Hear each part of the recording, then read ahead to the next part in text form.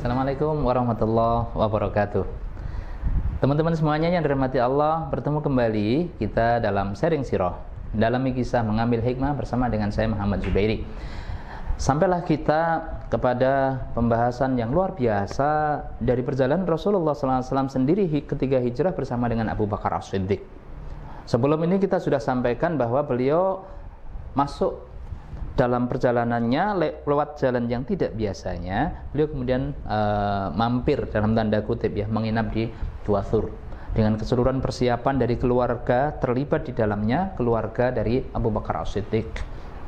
Saat kemudian beliau sallallahu alaihi wasallam tertidur di pangkuan Abu Bakar dan Abu Bakar memangkunya, ternyata Abu Bakar melihat di luar terlihat kaki-kaki dari orang-orang Quraisy, orang-orang kafir yang ikut sayembara dari orang-orang kafir Quraisy untuk mengejar Rasulullah SAW. Ya. Nah, bersamaan dengan itu, ternyata di dalam gua itu masih ada lubang yang belum sempat ditutup oleh Abu Bakar As-Siddiq. Dari lubang itu kemudian mau keluar ular.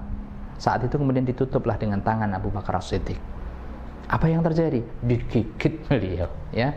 Sakitlah, ya, sakitlah. Tetapi beliau tidak lebay. Dalam kondisi yang luar biasa seperti ini, Abu Bakar As-Siddiq tetap tidak bersuara sehingga tidak menjadikan penasaran dan orang-orang kafir Quraisy yang mengejarnya menjadi justru kemudian masuk, ya. Beliau tetap menahan diri untuk tidak bersuara. Karenanya kemudian saat digigit ular, beliau bertahan tidak mengeluarkan suara, keluarlah air mata beliau.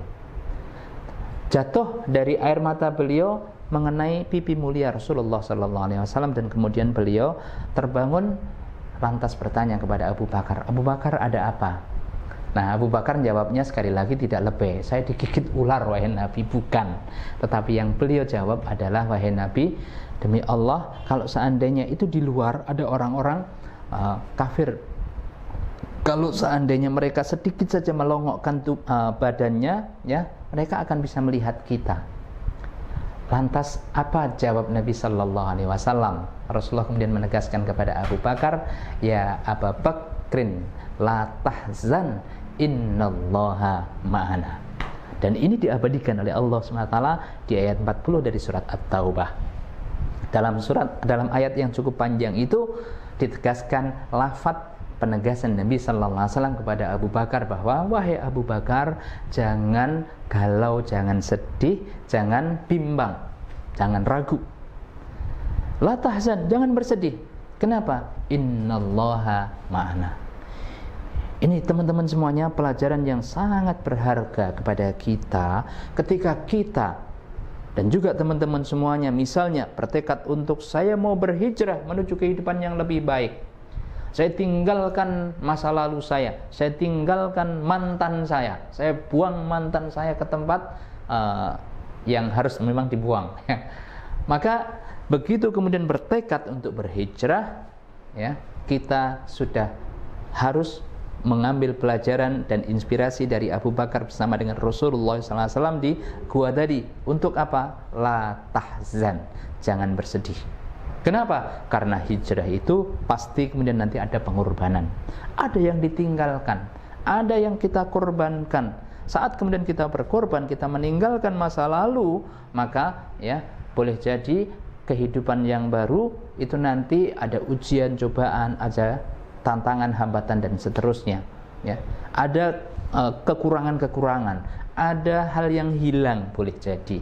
Tetapi Rasulullah menegaskan, innallaha ma'ana, karena kita akan dibersamai dengan Allah Subhanahu wa ta'ala.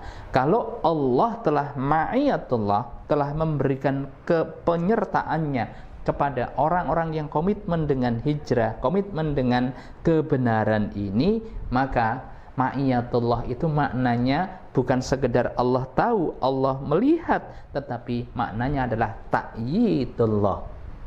Wallahu yu'ayyidu binasrihi may yasha. Allah akan mendukungnya, menolongnya, dan akan memberikan kemenangan bagi orang-orang yang selalu berhijrah dan komitmen dengan hijrahnya. Nah, setelah kemudian ya persembunyian atau nginepnya Rasulullah bersama dengan Abu Bakar di Gua Thur sampai kemudian beliau sallallahu alaihi wasallam melanjutkan perjalanannya. Dalam perjalanan itu pula sekali lagi karena memang ada sayembara, maka cukup banyak orang-orang yang mengikuti sayembara kafir Quraisy. Salah satunya adalah Suraqah. Ketika beliau sallallahu alaihi wasallam dalam perjalanan, kemudian Suraqah melihat, ya, Suraqah ini sempat mengejar, maka begitu mulai dekat itu kemudian kuda yang dinaiki oleh Suraqah itu jatuh. Beberapa kali demikian sampai ya dia nggak pernah putus asa, ya. Ini juga inspirasi. Ternyata di perjalanan yang tidak baik pun itu orang-orang tidak putus asa, gitu kan, ya. Sebagaimana juga setan, iblis itu tidak pernah putus asa ketika menggoda seseorang, ya. Maka naif, ya, kalau kemudian orang yang hijrah dalam kehidupan yang baik, ya, itu gampang putus asa, ya. Harus sadar, ya, bahwa ternyata musuh-musuh kita, setan, iblis itu tidak pernah putus asa. Bahkan orang-orang yang di jalan keburukan pun itu mereka juga tidak putus asa. Tidak putus asa si Suraqah sampai kemudian akhirnya berhasil mendekati Nabi sallallahu alaihi wasallam ketika beliau sedang beristirahat, ya. Sampai di sana Suraqah kemudian segera mengambil pedangnya dan kemudian mengatakan kepada Muhammad, siapa yang membelamu? Ya. Kalau sudah seperti ini, maka siapa yang membelamu? Kata Nabi sallallahu alaihi wasallam, Allah yang akan membela aku, ya. Bergetar kemudian si Suraqah sampai kemudian pedangnya jatuh dan kemudian pedang itu diambil lagi oleh Nabi sallallahu alaihi wasallam. Kalau sudah begini siapa yang akan membelamu? Enggak ada, ya. Tapi kemudian dimaafkan oleh Nabi sallallahu alaihi wasallam Suraqah, ya. Nah, inilah perjalanan sampai kemudian beliau sallallahu alaihi wasallam bersama dengan Abu Bakar secara ringkasnya nyampe di Madinah, dan di sana beliau yang pertama kali adalah membangun Masjid Quba, yang merupakan masjid yang pertama kali dibangun oleh Rasulullah SAW, yang biasanya kalau orang-orang haji atau umroh juga menjadi tempat destinasi untuk ziarah ke sana, dan itu menjadi sunnah Nabi Sallallahu Alaihi Wasallam. Nah, setelah itu kemudian masuk ke gerbang kota Yathrib.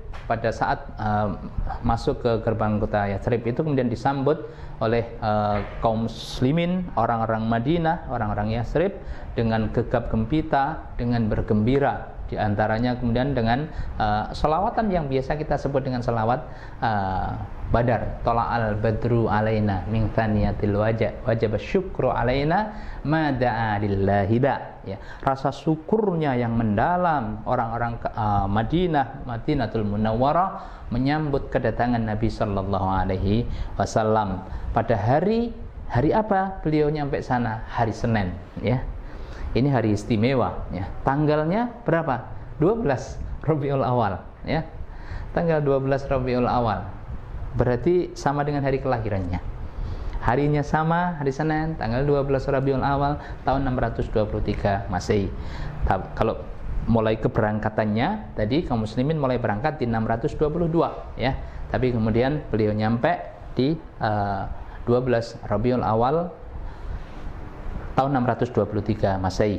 Nah, teman-teman semuanya yang dirahmati Allah Subhanahu wa taala, begitu kemudian beliau sudah masuk ke Madinah, maka apa saja aktivitas utama, ya, tentu sangat banyak aktivitas utama yang dilakukan oleh Nabi Sallallahu Alaihi Wasallam. Pada saat beliau nyampe, ya, tentu sambutan masyarakat luar biasa. Tinggal di rumah saya aja Nabi, tinggal di rumah saya aja Nabi. Banyak orang-orang Madinah yang menginginkan agar beliau Rasulullah SAW tinggal di rumahnya, tetapi kemudian Rasulullah SAW biarkanlah untaku ini, ya, berjalan karena dia ditunjukkan oleh Allah Subhanahu Wa Taala, ya. Maka kemudian berjalanlah unta beliau sampai kemudian berhenti di satu tempat, ya, dan di tempat itu nanti adalah tempat punyanya anak yatim yang berikutnya kemudian nanti dibeli oleh Nabi Sallallahu Alaihi Wasallam untuk dibangun Masjid Nabawi, ya. Nah, kemudian beliau sendiri sebagaimana juga di depan unta berdiri tadi itu adalah tepat di depan rumahnya Abu Ayyub Al-Ansori. Masya Allah ya, sahabat yang sangat istimewa dan mendapatkan kemuliaan yang luar biasa untuk menjadi rumahnya menjadi tempat tinggal beliau Sallallahu Alaihi Wasallam pada masa menunggu pembangunan selesainya pembangunan Masjid Nabawi dan nantinya kemudian menjadi tempat tinggal beliau Sallallahu Alaihi Wasallam. Nah, dalam perjalanan kisah ringkas di awal-awal hijrah ini, teman-teman semuanya dirahmati Allah, pertama yang dilakukan Nabi Sallallahu Alaihi Wasallam adalah tadi ya, membangun masjid. Ini pelajaran utamanya adalah bahwa kalau kita ingin membangun sebuah kehidupan yang baik, kehidupan yang diberkahi oleh Allah, kehidupan yang bermanfaat untuk kehidupan sepanjang kehidupannya di dunia dan di akhirat, maka yang harus kita bangun di dalam diri kita, keluarga kita, masyarakat kita adalah bangunlah masjid yang maknanya sebagai simbol pembangunan keimanan, penguatan keimanan, penguatan akidah, penguatan tauhid yang telah dibangun 13 tahun sebelumnya di Mekah. Ya, bangun masjid. Jadikan masjid ini sebagai sumber dari kekuatan kaum muslimin, sebagai sebuah tempat yang mulia yang memang adalah Baitullah. Masjid itu Baitullah dan rumahnya orang-orang yang bertakwa dan menjadi tempat yang sangat mulia di muka bumi ini. Sehingga bangunan masjid Nabi Sallallahu Alaihi Wasallam ini tentu kemudian menjadi tempat untuk nantinya bisa menjadi pusat terbangunnya peradaban manusia. Itu yang pertama. Yang kedua, apa yang dilakukan Nabi setelah membangun masjid? Yang kedua, beliau Sallallahu Alaihi Wasallam adalah mempersaudarakan antara muhajirin dan ansor. Dalam bahasa ringkasnya adalah setelah kemudian beliau membangun kekuatan utama, yakni masjid sebagai simbol dan tempat sekaligus untuk membangun keimanan, akidah yang kuat, tauhid yang benar, maka ya yang kedua adalah membangun ukhuwah Islamiyah. Ya, ukhuwah Islamiyah ini adalah pilar kedua setelah kemudian keimanan, sebagaimana Allah tegaskan innamal mu'minuna ikhwatun di ayat 10 dari surat Al-Hujurat. Allah Subhanahu wa taala menegaskan hanya saja orang-orang yang beriman itu adalah bersaudara. Iman dan ukhuwah itu adalah saudara kembar atau saudara kandung, ya, saudara kandung. Terbangunnya masjid dan keimanan serta yang kedua adalah terbangunnya ukhuwah Islamiyah ini akan menjadi pondasi terpenting untuk kemudian membangun Madinah. Dan yang ketiga, ya, termasuk nanti ketiga dan keempat dan seterusnya, ini basis utamanya, pondasi utamanya adalah terbangunnya masjid, keimanan, akidah dan tauhid. Yang kedua adalah terbangunnya ukhuwah Islamiyah.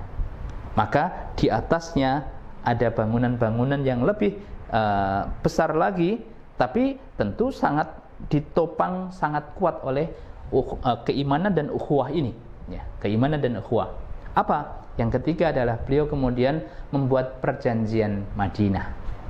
Perjanjian dengan siapa? Termasuk dengan Yahudi dan seluruh komponen dari seluruh masyarakat Madinah.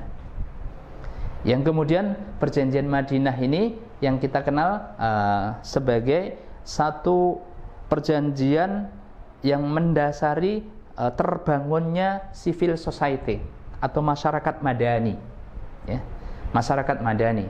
Karena seluruh orang yang ada di Madinah punya hak-hak yang harus kemudian diketahui, dipahami dan komitmen untuk dipegangi, sekaligus juga punya kewajiban-kewajibannya.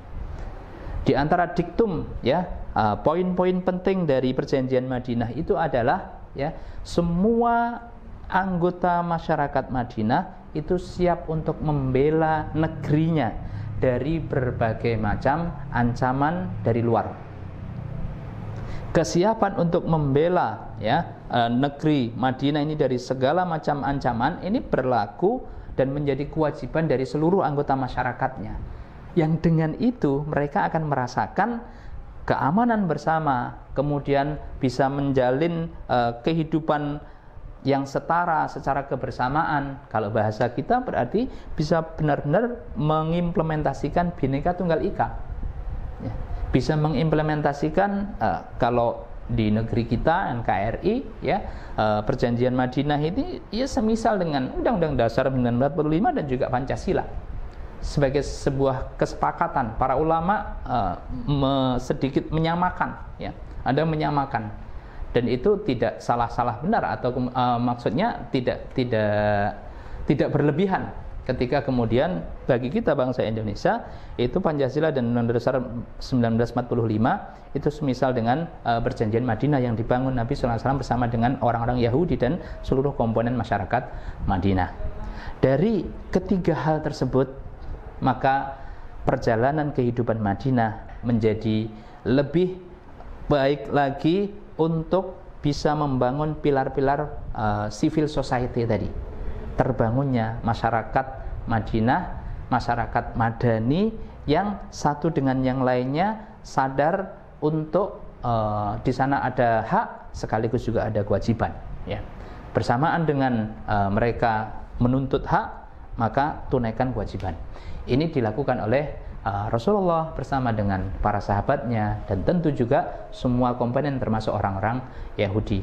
Walaupun teman-teman semuanya yang diberkahi Allah Subhanahu wa taala, nantinya orang-orang Yahudi dan orang-orang munafik, khususnya orang-orang munafik, wabil khusus orang-orang Yahudi itu kemudian banyak sekali melakukan pelanggaran-pelanggaran terhadap isi dari perjanjian Madinah itu. Yang isi perjanjian Madinah ini sangat adil, ya. Tetapi kemudian dilanggar oleh mereka.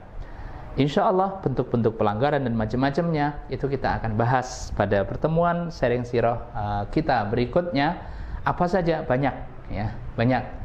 Nanti juga ada peristiwa-peristiwa istimewa, peristiwa besar yang membersamai terbangunnya masyarakat Madani di Madinatul Munawwarah pasca Rasulullah SAW bersama dengan kaum muslimin semuanya, ya, sudah dibangun masjid, kemudian dibangun ukhuwah Islamiyah, sehingga dan yang ketiga adalah sudah ada perjanjian Madinah untuk seluruh masyarakatnya, seluruh penduduknya, seluruh warganya dengan hak dan kewajiban yang setara, yang sama, ya. Bersamaan dengan itu kemudian turunnya berbagai macam kewajiban-kewajiban, amal-amal ibadah, ketentuan-ketentuan hukum dan sebagainya, itu akan membersamai tumbuh suburnya masyarakat Madinah yang dibangun oleh Nabi Sallallahu Alaihi Wasallam. Jangan kemana-mana teman-teman semuanya, tetaplah insya Allah di sharing sirah, mendalami kisah, mengambil hikmah bersama dengan saya Zubairi. Terima kasih. Assalamualaikum warahmatullahi wabarakatuh.